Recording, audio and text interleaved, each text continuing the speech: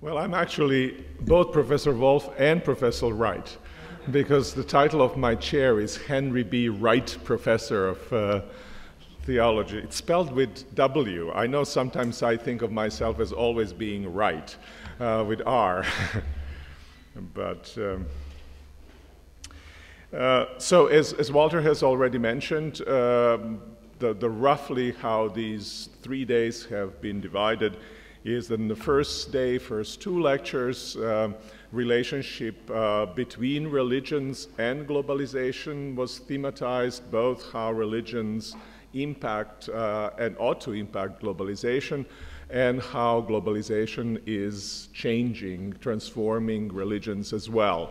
This was the first and the second lecture. In the second cluster of lectures, second and third day, the theme was more relationship among religions within the context of globalization, and that's where the question of religious exclusivism plays a significant role. How are exclusivist religions and adherents of exclusivist religions able to live within pluralistic societies while at the same time honoring public role of their faith? How can faiths be public, shaping while at the same time recognizing the plurality in which people, by which societies are marked today?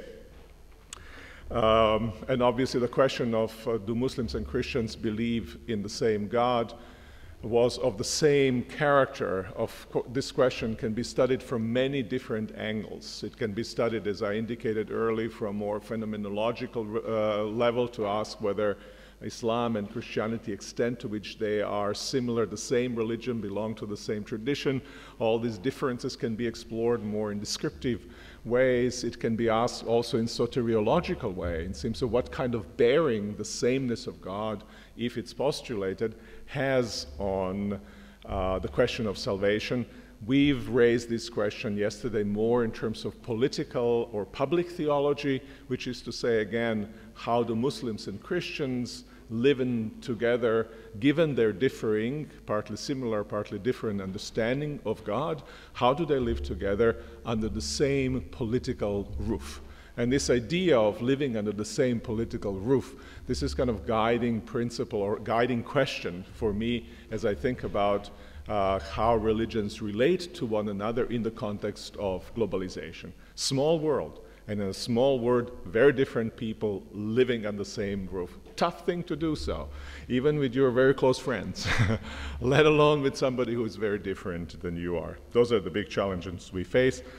And obviously, part of today's two lectures are related to that also very question. And first lecture will be more about relationship between religions and violence, which is often claimed that religions contribute to violence in this world. And the second would be resources of religions, I think more of the Christian faith, for fostering reconciliation. So the first lecture will be more analytic, and second lecture actually will be much more personal. And I think because I think reconciliation touches both, happens at various levels. It happens at the political level, it happens at the social, moral level, communal level, but it happens very much at the personal level. And in the processes of reconciliation, these levels are actually intertwined, and we ought to pay attention to all three levels. I will concentrate actually much more on the personal side, or sketch a vision of reconciliation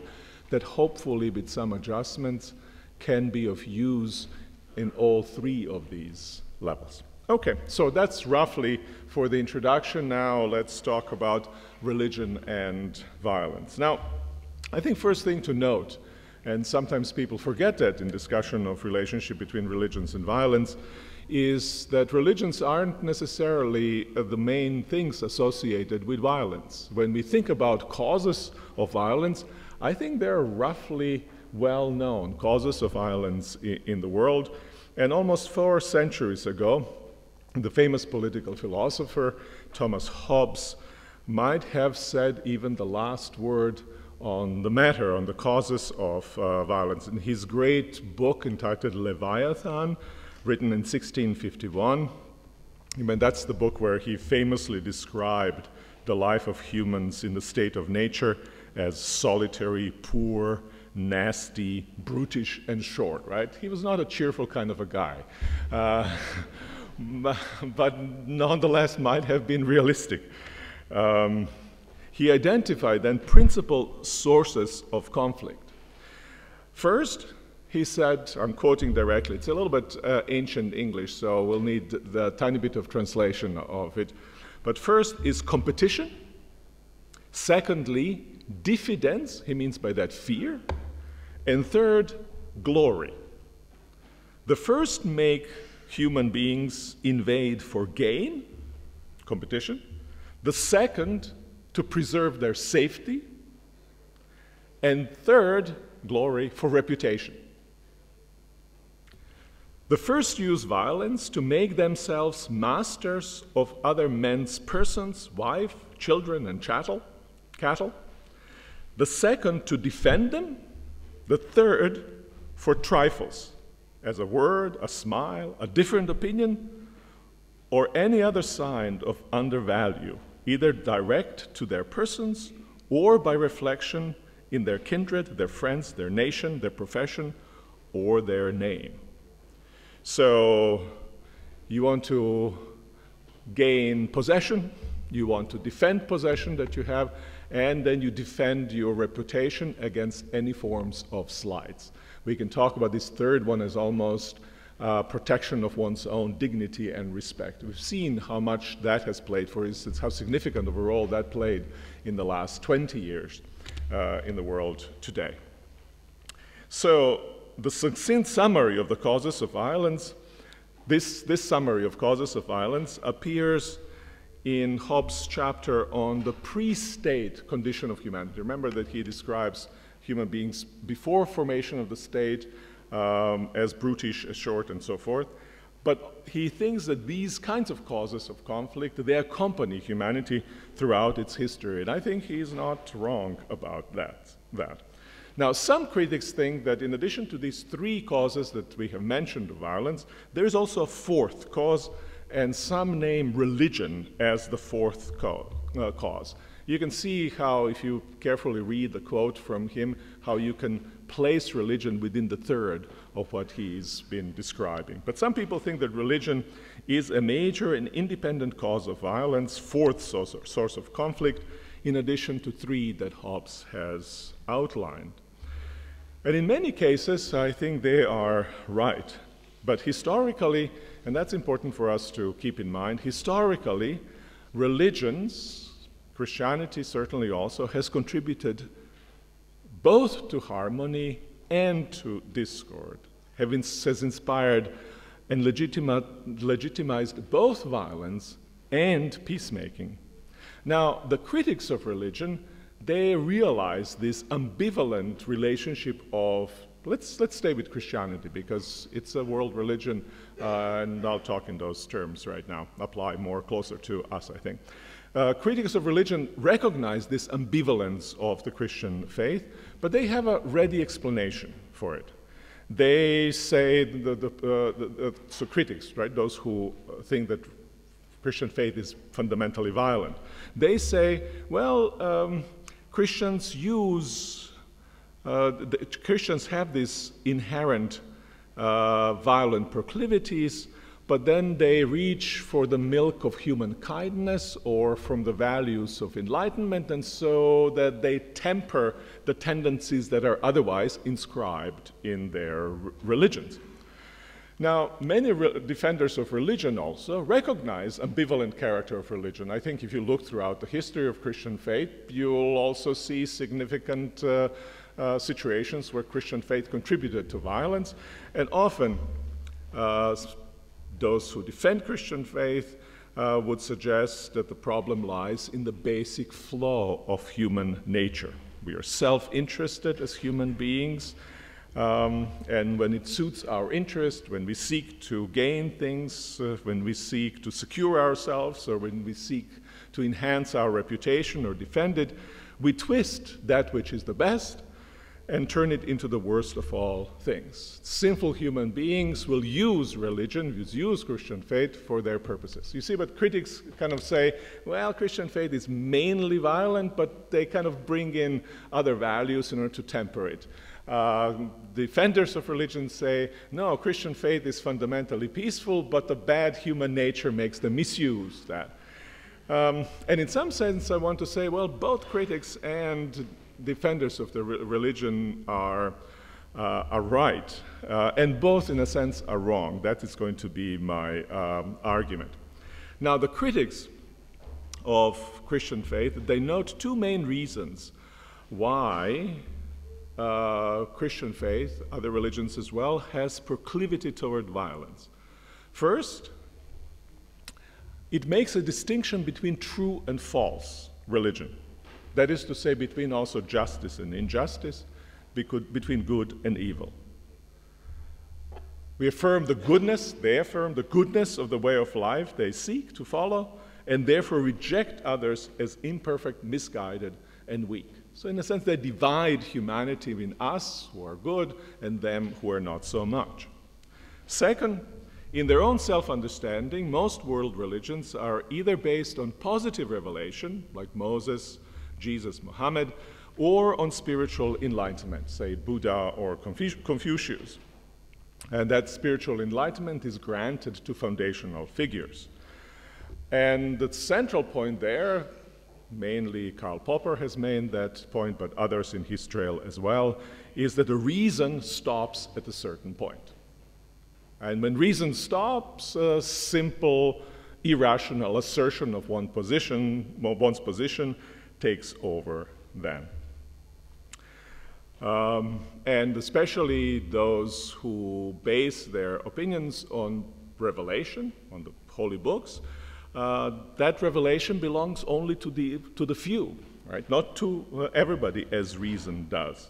And so, again, religions divide humanity into in-group that possesses revelation and out-group that doesn't possess a revelation and that has no way of accessing it through their reason except simply submitting to the claims of that revelation. That's the critics group, right?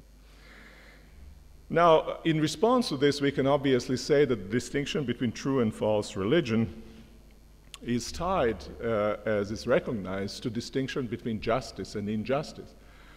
And the worst thing you can imagine, a world in which there's no distinction between justice and injustice made, so that the distinction between true and false, just and unjust, is a fundamental condition of possibility of peace, and you can think of it simply as a source of violence.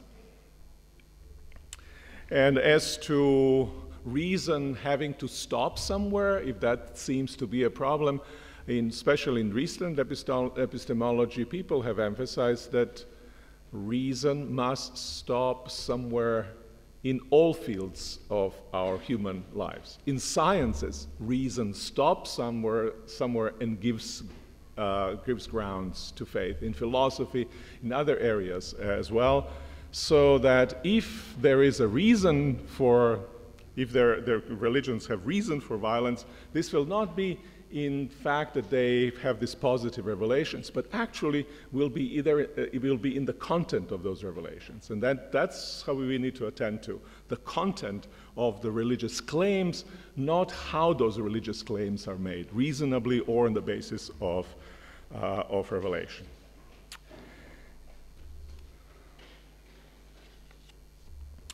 Now, the most, I think, of both critics and defenders of religions, they see religions as static wholes, not very much internally dynamic. And so they say, the critics say, religions are violent by nature. Defenders say religions are peacemaking by nature. I think this is a mistaken way to approach religions.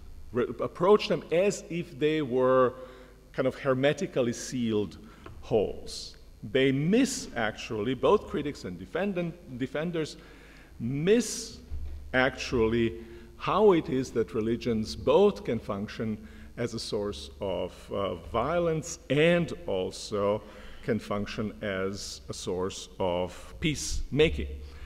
I think we need, as I've indicated in earlier lectures, I think we need a more dynamic account of religions. And David Martin, I mentioned his name, I think on the first day, has written a very fine book on Does Christianity Cause Violence? It's very much worth careful reading.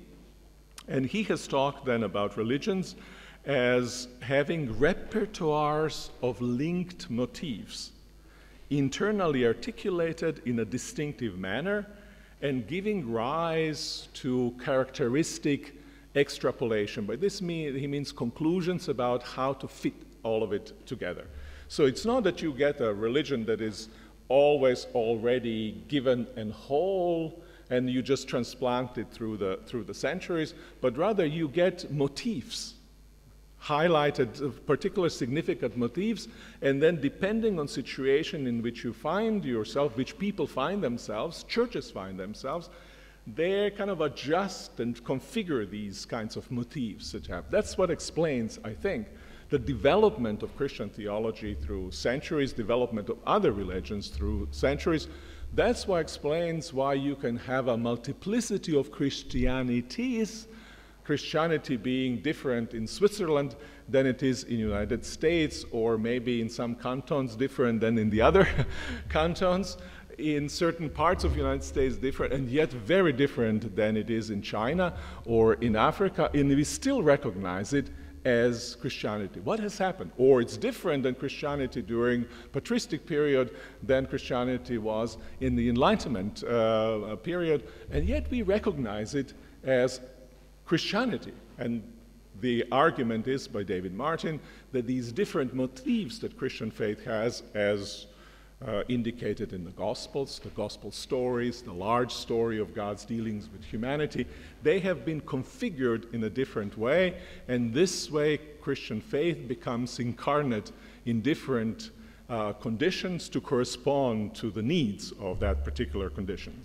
Now, this kind of approach is very familiar to those of you who have studied something like missiology. Right? I've taught for a while at Fuller Theological Seminary and their school of missiology. We had professors who dedicated their entire work to contextualization of the Christian faith. This kind of contextualization is fundamental to transmission of faith, and David Martin, in a sense, wants to explain how that contextualization happens, and for our purposes here, he says, well, this is what will give you the key to understand the relationship of Christian faith, or religions more broadly, and violence. And you can put it then this way: some forms of Christian faith, some forms of other religions foster violence, the other forms do not. Right? That's, instead of saying religions either foster violence or foster peace, you can say some forms of religion foster violence, some forms of religions foster peace. Now, if you put the question in this way, then obviously the central question becomes, what makes them do that? What makes the difference when different religions turn either violent or fostering peace?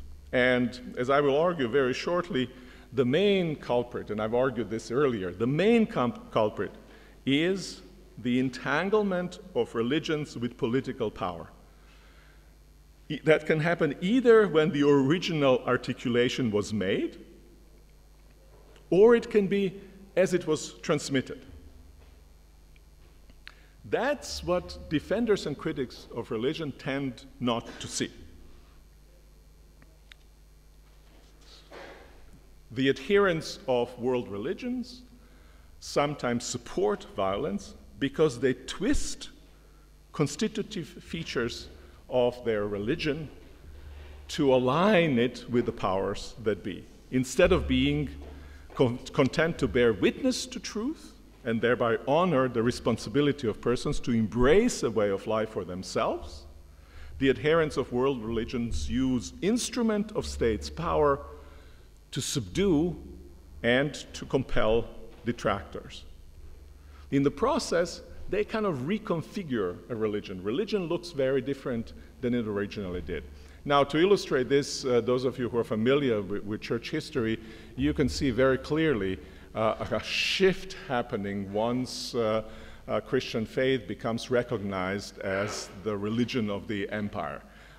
It's not that people stop reading the Gospels. All the materials almost are there and continue to be there. They read it also faithfully, but the whole entire picture has shifted, especially shifted with regard to the way in which Christians relate to political power.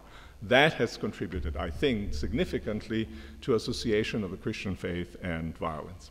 So let's look at this idea of more closely of entanglement of faith, of religion with power. And I'll do so by looking again, evoking again Thomas Hobbes and great German philosopher Immanuel Kant. And both of them are sources of important traditions in political philosophy today. Hobbes has argued that religions are employed as tools of government. Rulers use religion to make it easier to govern their subjects. To that end, with the help of religious elites, they nourish, dress, form native religious inclinations, crafting religious convictions to dull people to suffering, legitimize oppressive rule, justify unjust wars. Now, I remember when I was a bit younger, I tend to read this defensively. I always wanted to give examples how this is not the case. And I think my examples were good, but what I somehow didn't want to see is that in fact, throughout the history, we have done just that, and done it very often and very persistently. We have let governments use Christian faith for their purposes, right? The second observation is made by Immanuel Kant. And he says that religions function as markers of communal identity. Kant believed that in addition to diversity of languages, in the variety of religions are primary way in which people are separated in groups. And as markers of identity, religions bring with them the propensity to mutual hatred and pretexts for war. Often these two functions of religions, tool of the government and marker of identity, right? They merge into one. In the conflict between Christians and Muslims in Kosovo, former Yugoslavia region where I come from, the birthplace of Serbian Orthodox civilization, now populated primarily by Muslim Albanians, there's this merger that happened, just such as described in the combination of Hobbes and Kant.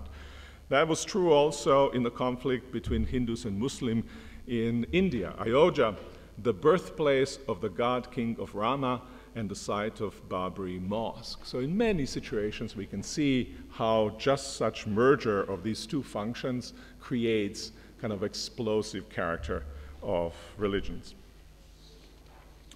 So giving Hobbes and Kant's observation about religion in society a kind of sociological twist, David Martin has then observed following about the concrete circumstances under which religion turns violent.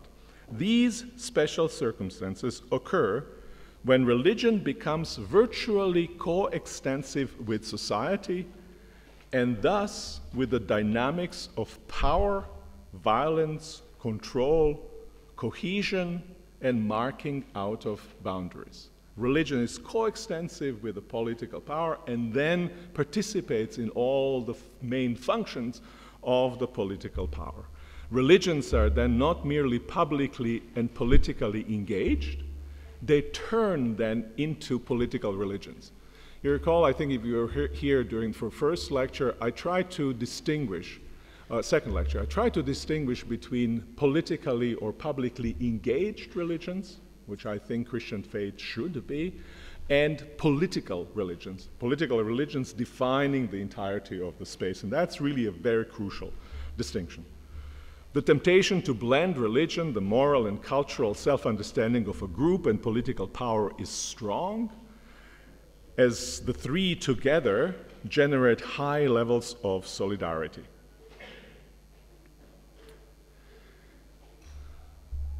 But it's interesting, I think, that Christian faith, other world religions as well, isn't just that. If you look at original sources, it had to be turned into marker of identity and tool of the government, right? And that's a central thing to keep in mind. So when religions become markers of group identity, they tend to exacerbate conflicts by providing groups with the aura of the sacred and thus energizing and legitimizing the struggles. Inversely, conflicts between groups associated predominantly with a single religion push those religions to morph into markers of that group's identity. And so you have this mutual influencing of both national belonging and religious belonging, and the dynamic develops in which religions end up being misused. Now, this kind of dynamic can be observed in religions that were, in their original formulation, closely aligned to a specific group of people and its power. Judaism would be a very good example of that, or Confucianism is a good example of that. But it can be also observed in religions that were not, that were distant from the power. Buddhism is such a case. Certainly Christian faith is such a case where from the beginning there was a kind of tension with the power. It can be also described in religions whose original formulation contains both a period of distance from and a period of closeness to political power. That's the case with Islam, with Mecca and Medinan phase of Islam. Now, I think perhaps the best example that I know of this transformation of religion, which will illustrate that, what I'm trying to make, is the paradox of the so-called Sri Lankan Buddhist monk who takes up the gun. Buddhists are supposed to be deeply committed to nonviolence, especially Buddhist monks are. They're required not only to refrain from killing, but to keep at a distance from armies and traffic in arms. But not so in Sri Lanka.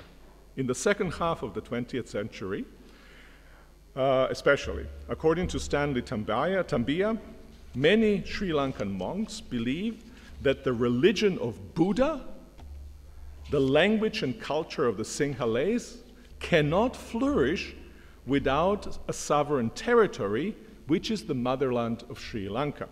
To give legs to this belief, they embrace political Buddhism, built on certain canonical suttas dealing with the ideal righteous ruler and with the Buddhist goal of muting worldly desires. Political Buddhism stood against divisive party politics, hankering after West-inspired materialist, consumerist, and capitalist self-seeking goals, and proposed for the entire culture a much simpler Buddhist way of life, Buddhist democracy, turned into political Buddhism. In the process, kind of enlightenment goals of Buddhism, soteriological goals of Buddhism, ethical norms, normative components of canonical doctrines, qua Buddhism, qua religion, they were weakened. And then you could have a Buddhist monk taking up arms and fighting. Turning a religion of enlightenment into a political religion will get you violence. And I think that's can be observed in many other areas. In a book, Public Faith, I've tried to express something similar to that with the distinction between thick religion and thin religion. And often people say, you know, religions that have strong convictions, they're going to breed violence, right? But religions who have people who hold their religions very, very lightly, they're going to be more peaceful. And in this book, I've tried to argue exactly opposite. Those who hold their original religious beliefs very lightly can easily be those beliefs can easily be instrumentalized in order to give legitimacy to the interests of power that be. Those who hold thickly their religions strongly, those who hold them in a way that can that explores the inner characteristics of religions, they can actually resist more the power of the state. The example that I often give of thin and thick religion comes from the region from which I come during the war in former Yugoslavia. I think best example is Serbian fighters flashing this sign, right? Now, maybe riding on a tank or something like that, right? It's not a botched victory sign where thumb is sticking out too far, right? Which would be like this. This is intentionally this sign, right? The 3 fingers represent the Holy Trinity. The 2 bent fingers represent 2 natures of Christ. And when the Orthodox, Serbian Orthodox, other Orthodox cross themselves, they cross themselves just like with 3 fingers and with 2, not like the barbarian Westerners, right? Who cross themselves with a hand just like this. The entire mystery of the Christian faith is expressed in these 3 fingers and these 2 fingers and then the sign of the cross, right? Because that's at the heart of the faith, this cross of the Trinitarian God who've come in Christ to have 2 natures, right? But if you sit on a tank and flash this sign, what has happened? All the thickness of what this faith means have completely evaporated, and this has become like a flag, right? This has become, it is us against them who are very different than us. And so if you have this thinning out of religion, it can become very subservient. On the other hand, as well, if you align religion with political power, it is going to tend to be thinned out, just in such a way so that the faith cannot resist and put pressure on what is happening at the political level. Now, that's, I think, the main reason why religions can turn violent. Now, I think I'm a little bit confused about time. We have another 15 minutes? 30?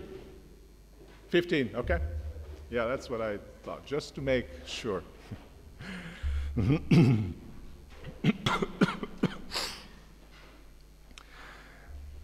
Now, again, I want to make sure that with this kind of analysis that I have given, namely proximity of religions to political power, that this is distinguished from public engagement of religions, because we know that as a result of public engagement of Christian faith, other religions as well, but Christian faith in particular, there are many great things that have occurred as well. Democratization of Chile would be unthinkable without a role of the Christian faith. Similar things have happened in Indonesia with regard to certain forms of Islam, Philippines, Poland, many others attest positive ways in which religions can contribute and do contribute to public life. Right? It's just this idea, the distinction between politically engaged or publicly engaged and religion and political religion. That's a kind of fundamental religion. Okay. Now, it's important for us to note that religions aren't always reduced to mere tools crafted and used by combatants in conflicts, whether these combatants are governments or sometimes communal leaders, right? Sometimes it can be government that sit there, sometimes it can be leaders who are aspiring to get into power. In both ways, this connection is problematic. Even what I have described, thick religions, can sometimes generate conflict. And you can see that if you think of faiths, religions, as ways of life. Or you can see a religion as a kind of quarreling family of diverse ways of life, both changing with times and circumstances and remaining true to its original sense. And if you think of faith, of religion, as articulating a good life, the good life, articulating what it means for human beings to flourish, articulating who I am, what kind of social relations I should have, what is the good that I should pursue, right? All religions try to do that in their own way. Of course, they conflict when they do that. Alternative visions of flourishing often collide, and then people espousing them clash. especially when they live under the same political roof. Now, notice what I'm saying. This is not that religions might conflict simply when they're used as tools of governments and markers of identity. Sometimes part of the clash is also connected with the vision of life that they contain that's authentically theirs. Yeah. Probably the best illustration that I know of this is the teaching of Jesus. Arguably, the teaching of Jesus, with its stress on generosity, stress on non-retaliation, stress on love of enemy, is among the most peaceable of all religious teachings. But as such, especially, I think it can illustrate conflict-generating character of faith embraced thickly. Famously, and to some people shockingly, Jesus said, "Do not think that I have come to bring peace to earth. I have not come to bring peace, but a sword. For I have come to set a man against his father, and a daughter against her mother, and a daughter-in-law against her mother-in-law, and one's foes will be members of one's own household." How is it that Jesus brought the sword? Now, not because he provided religious legitimacy to quarrels around gain, security, or reputation. Not because he advocated either that religion make use of the state sword, or somehow for the state to align itself with religion. On the contrary, when Jesus' followers take up the sword over these issues, when Jesus' followers take up the sword over gain, over security, over reputation, to defend their nations, sometimes as well, when they do so, they betray his teaching. About the gain he taught, do not store up for yourself treasures on earth. About safety, he instructed, love your enemies and pray for those who persecute you. About reputation, he commanded, if anyone strikes you on the right cheek, turn also the other. Now, we generally tend to think of this as simply non-retaliation, but actually, my understanding of this passage is that reputation was at stake. Hitting somebody on the right cheek means hitting somebody, if you're normally right-handed, means hitting somebody with the outside of your hand. That's supposed to have been extremely insulting. So the problem was not that somebody has hit you simply on the cheek, but they did so in an extremely insulting way. And even if somebody, so Jesus says, hits you in an extremely insulting way and therefore shows utter disrespect for you, you still, he said, should turn the other cheek. So what is this sword that Jesus brings? The sword that Jesus comes to bring doesn't stand for conflict about gain, safety, or reputation. I think instead it symbolizes conflict about a person's ultimate allegiance and the way of life entailed in it. Here's how he explains why it is that he sets a man against his father and a woman against her mother. Whoever loves father or mother more than me is not worthy of me. And whoever loves son or daughter more than me is not worthy of me. And whoever does not take up the cross and follow me is not worthy of me. Those who find their life will lose it, and those who lose their life for my sake will find it. Ultimate allegiances are clashing here. Family versus Jesus. Ways of life are clashing here. Pleasure and self-preservation versus life of self-sacrificial love. And therefore, people with alternative ultimate allegiances and ways of life often clash as well, especially when they live in shared space. So you see, even proper living out of religion can lead to conflict. I think we have to recognize this And then the question becomes not whether religions can lead to conflict, whether Christian faith can lead to conflict. It does. And properly practiced, it does. The question is, do we have, or do religions more broadly, have resources to manage that conflict properly? So here it cannot be avoidance of conflict. To the contrary, one has to stand for what the gospel stands, but the question then becomes, how does one manage the conflict? What does the sword stand for? Is the sword actual sword, or is it a symbol of serious and respectful struggle between visions of the good life and their public implications? So, is the sword instrument of blood spilling, or is the sword struggle for a way of life?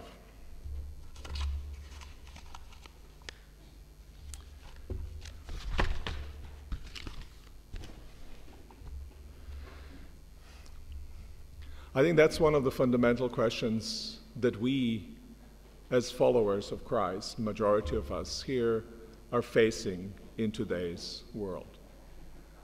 Are we able to first keep our faith, our religion, detached from the dynamics of political power and actually place the allegiance to Jesus Christ higher than the allegiance to our nations?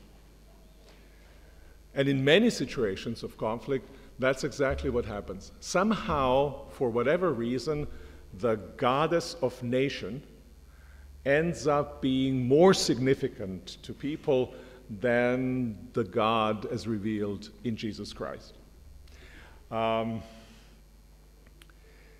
Or sometimes in struggle for gain, the God called Mammon ends up being more significant than the God of Jesus Christ. And in the service of Mammon, religion is used and creates violence. In Christian history, we know very good examples of that. Colonization of Americas is probably one of the most glaring examples of both the Leviathan and Mammon serving just those kinds of roles, and then justified by appeals to the spread of the gospel.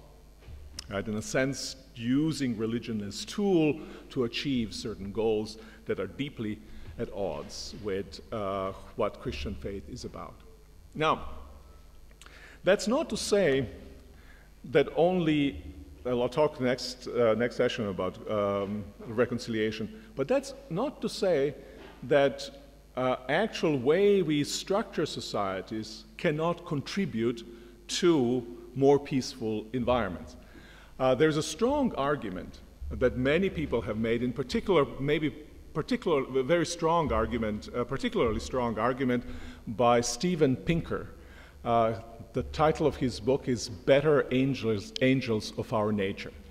He has argued that consistently through the history, the level of violence has diminished. Now that goes quite against many of the intuitions that we have about how the history has gone.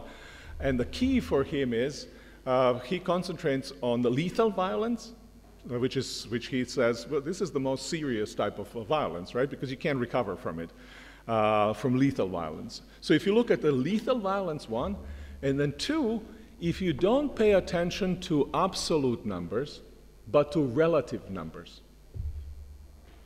then you see that through the history, even through the 20th century, actually the level of violence has decreased. Because the percentage of people who could expect to be killed at any given time, at any given century, was lower even in bloody 20th century, he argues, than it was for prehistoric people. And we have many archaeological evidence of people who have died, we can see that, violently, because they were unsafe. The whole environment was unsafe. And he believes, as many people do, that actually rising emergence of states, strong states, emergence also of trade relationships. That was also Kant's argument, and many of the today's kind of more liberal thinkers think in those political liberal thinkers think in those terms. Strong states, relationship of commerce, as well as stress on human rights, have diminished violence in the world today. They haven't eliminated, but there's this kind of pacifying effect, I think, of development, and globalization is quite a bit involved in that process itself. Yet, in addition to pacifying through intertwining people in networks of commerce, through intertwining states in networks of interdependencies, to spreading the ideal of human rights worldwide, even though globalization has contributed to pacifying more the world, at the same time, it has pushed people together, different people together, to live under the same roof, and it has heightened other possibilities, other reasons for conflict between them. The proximity to others often heightens their investment in their own religions and their own ethnic and cultural differences, and in that way also contributes to conflict. It can exacerbate conflicts around competing visions of the good life. And I think that's one of the reasons why we deal with this issue today, because being brought together by globalization, conflicts are stirred in some ways up. Now, these conflicts can be, central question is not how to avoid these conflicts. I think they're unavoidable. The central question is, can we make these conflicts productive? In what ways is it possible for us to engage in articulations of what the good life is in a peaceful way, so that struggling around the truth of the matter, we can actually improve the way in which we live together? To make these conflicts productive, I think the parties involved need to meet, I think, two basic requirements. First, each religion needs to grant others freedom to take responsibility, people of other religion to take responsibility for their lives and to choose the way of life they deem best. So in other words, you have to have freedom of religion. Full freedom of religion of all individuals, freedom not just to believe in private or practice in community, but freedom to choose one's religion, abandon one's religion, express one's religion in public domain. And second, I think all parties need to express the principle of reciprocity. The best formulation of the principle of reciprocity comes straight from the mouth of Jesus. Do unto others as you would wish them to do unto you. And Jesus says, by the way, in everything, not just in some areas, but absolutely in everything, which is to say, in political realm as well. Do unto others as you wish them to do unto you. These two principles together, freedom of conscience and principle of reciprocity, I think are fundamental for making conflicts around visions of the good life productive. And by the way, I haven't talked so much about this. It is really important for us to, as religious people, even though disagreeing on ways of salvation, even though disagreeing on the images of the good life and flourishing, it's important for us to stay in constructive dialogue guided by the search for truth. And the reason why it's important is because I believe that especially economic forces of today are fostering a kind of thoughtless way of living that turn all of our energies to the goods, flat goods of prosperity, flat goods of satisfying our own pleasures, and the deeper sources of who we are as human beings are slowly being eroded. And I think we need to revive the dialogue around the question that human beings need bread to live. but we don't live by bread alone. You know, if you think of it, when you try to live by bread alone, strangely enough, there's never enough bread for everybody. You might pile up, I don't know how much bread on one side, try to live by bread alone, there won't be enough for everyone. When you try to live by bread alone, even a little bread bite you take, the best kind of bread you can make, it still leaves a bad aftertaste. Because humans are not made to live by bread alone. We're made to live by every word that comes from the mouth of the Lord. And yet, just these tendencies to make us live by bread alone are present, and pressures are there high in today's environment. The biggest temptation, I think, is not, even for monotheists, is not so much to abandon the one God, but is to place the one God whom we serve in service of acquiring more bread for ourselves. Idolatry of economic and national prosperity, national security, is where we fall. And I think we can help each other revive the visions of the good life, and revive it in such a way, not that as to think all of them are the same, but to the contrary, to struggle for the truth of the good life, to contend about the truth of the good life with each other, and yet in opposition with sources which would empty us of our best humanity. Thank you very much.